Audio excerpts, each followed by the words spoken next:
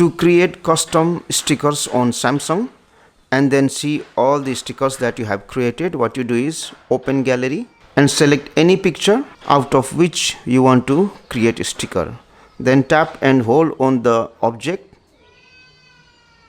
and once you see the picture starts to move, leave it and then select this option save as sticker, and then you can select the style for the sticker and then done. Now later on, if you want to check all the stickers that you have created, what you do is open any photo, tap on the pencil icon here, then select sticker here, go to stickers,